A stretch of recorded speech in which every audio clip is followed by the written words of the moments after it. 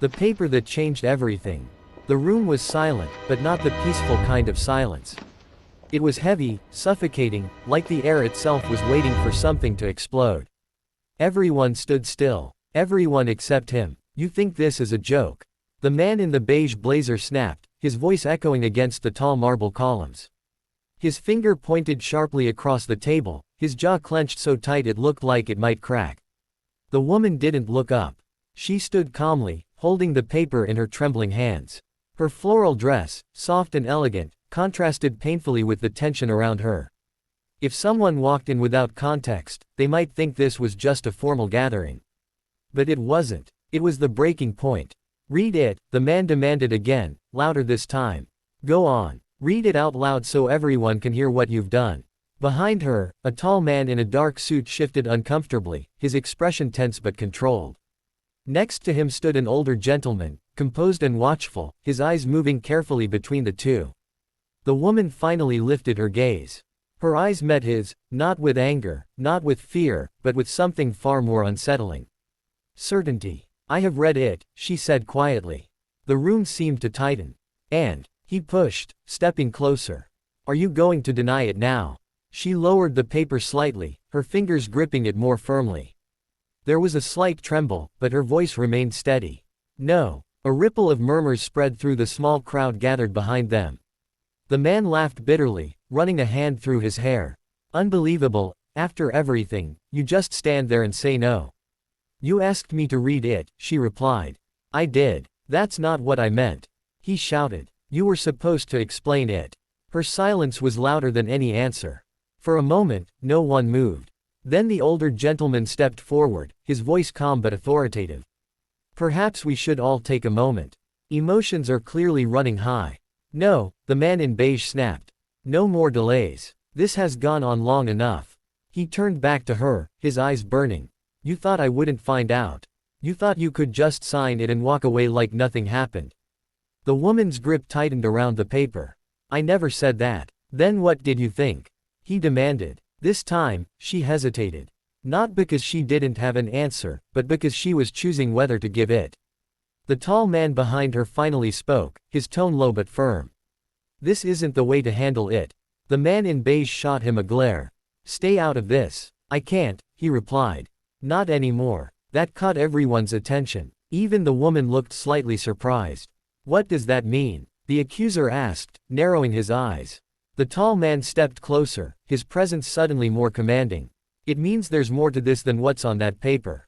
A tense silence followed. The woman slowly folded the document, her movements deliberate.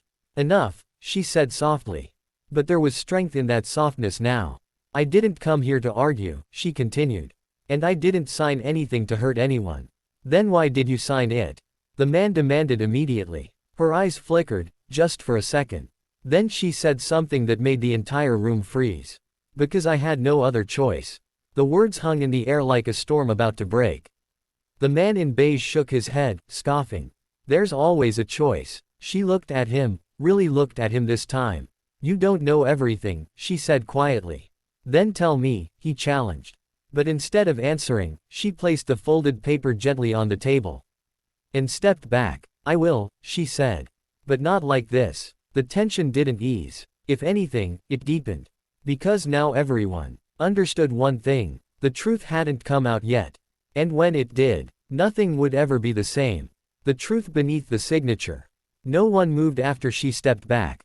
The paper lay on the table like it carried weight far beyond its size, like it held answers no one was ready to hear. "Not like this," the man in the beige blazer repeated, his voice colder now, sharper. "You don't get to decide how this happens anymore." She didn't respond immediately. Instead, she glanced toward the older gentleman. For a brief moment, something unspoken passed between them, an understanding, or perhaps a warning. "You said I don't know everything," the man continued, stepping closer again. "Fine. Then enlighten me. Right now." The tall man beside her exhaled slowly. "You're pushing too hard. And you're hiding too much," came the immediate reply. Silence followed. Then, unexpectedly, the older gentleman spoke again. "He deserves to know," he said calmly. The woman closed her eyes for a second, as if that sentence alone carried a burden she had been trying to avoid. When she opened them, the softness was gone. What remained was resolve. All right, she said quietly. You want the truth? Yes, the man snapped. Finally. She nodded once, then reached for the paper again, but this time, she didn't open it. Instead, she held it against her chest. This document, she began, is not what you think it is. He let out a dry laugh. It's a signed agreement. I've read every word. No, she replied firmly. You've read part of it. That made him pause. What does that even mean? It means, she said, her voice steady, you were only meant to see what was convenient. A murmur rippled through the people standing behind them. The tall man shifted slightly, but didn't interrupt. The older gentleman simply watched. You're saying this is some kind of trick? The man asked, narrowing his eyes. I'm saying, she corrected, that the version you saw isn't the full story. Then where is the rest of it? He challenged. She didn't answer right away. Instead, she turned slightly, and for the first time, her gaze settled fully on the tall man beside her. His expression tightened. Tell him, she said. The room seemed to hold its breath. The man in beige frowned. Tell me what? But the tall man didn't speak immediately. He looked conflicted, torn. I didn't want it to come out like this, he finally said, his voice low. Come out as what? The question came, louder now, more desperate. The woman's grip on the paper tightened again. This agreement, the tall man continued slowly, was never meant to be public. Well, it is now, the accuser shot back. So stop speaking in riddles and say it clearly. Another pause. Then, it's not just her signature on that document. The words landed heavily. The man in beige blinked. What? There's another signature, he added. That's impossible. I checked. No, the woman interrupted. You checked what they wanted you to see. The tension in the room spiked. Who else signed it? He demanded. Neither of them answered immediately. Which only made it worse. Who? He repeated, louder this time. Finally, the tall man stepped forward. I did. The room erupted into whispers. The man in beige stared at him, disbelief written all over his face. You? Yes. Why would you? He stopped mid-sentence, his expression shifting as realization began to creep in. No, that doesn't make any sense. It will, the woman said quietly. Once you hear everything, then explain it, he shouted. The older gentleman raised a hand slightly. Let them speak. But the man in beige shook his head, pacing now. This is insane, both of you signing something behind my back. For what? What could possibly justify this? The woman took a deep breath. This wasn't about betrayal, she said. It feels exactly like betrayal. He snapped. I know, she admitted softly. But it wasn't meant to be. He stopped pacing, looked at her. Then what was it meant to be? He asked, his voice quieter now, but far more intense. She hesitated. For the first time since this began, her composure cracked, just slightly. It was meant to protect you. That answer didn't calm him. If anything, it made everything worse. Protect me, he repeated, almost laughing. From what? The woman and the tall man exchanged a glance. And in that moment, it became painfully clear.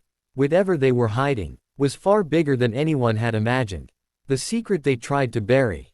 Protect me. The man in the beige blazer repeated, his voice dropping to a dangerous calm. You expect me to believe that? No one answered right away. Because now, the truth wasn't just waiting to be revealed, it was resisting. The woman looked down at the paper again, her fingers slowly smoothing its edges as if buying herself a few more seconds. It started months ago, she finally said. The room fell completely silent. Before any of this, before the arguments, before the distance between us, she continued, her voice quieter now, there was a meeting. A meeting? He frowned. With who? She hesitated. But this time, the tall man didn't wait. With people you were never supposed to be involved with, he said. The man in beige stiffened. That's not an answer. It's the only one you're ready for, he replied. I decide what I'm ready for, he shot back sharply. The older gentleman stepped forward again, his presence grounding the chaos. Let them finish. Reluctantly, the man said nothing more, but his eyes never left her. She swallowed, then continued. You remember the contract you were about to sign last quarter? She asked. His expression shifted slightly. The investment deal. Yes. What about it? It wasn't clean. That landed harder than expected. What do you mean not clean? he demanded. It means, the tall man stepped in, there were hidden clauses. One's designed to trap you. That's ridiculous. I had a full legal team review it. They missed it, the woman said quietly. Impossible. They didn't miss it by accident, she added. That changed everything. The room stirred again, whispers growing louder. Are you saying someone set me up? He asked, his tone no longer angry, but wary. Yes. Who? She looked at him, then past him, as if the answer wasn't just in the room, but surrounding it. That's what we've been trying to find out. His jaw tightened. So instead of telling me, you decided to, what? Go behind my back, sign secret documents. It wasn't a choice we wanted to make, the tall man said. It was the only way to stop it in time. Stop what? He pressed. The deal, the woman replied. And everything attached to it. He shook his head, pacing again, trying to piece it together. This doesn't make sense. If the deal was dangerous, we could have just pulled out. No, she said firmly. You couldn't have. He stopped. Why not? Because by then, she said slowly, you were already tied to it. A chill seemed to pass through the room. What does that mean? He asked. The older gentleman spoke this time. It means, he said, your name had already been used.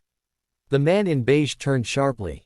Used for what? The silence that followed was heavier than anything before. For transactions you didn't authorize, the tall man answered. His eyes widened. That's criminal. Yes, the woman said. Exactly. The realization hit him all at once. That's why you signed it, he murmured, looking at the paper. She nodded. It was a counter-agreement, she explained. One that would legally block the original contract from going through. And clear your name, the tall man added. He stared at both of them, the anger in his expression now mixed with something else.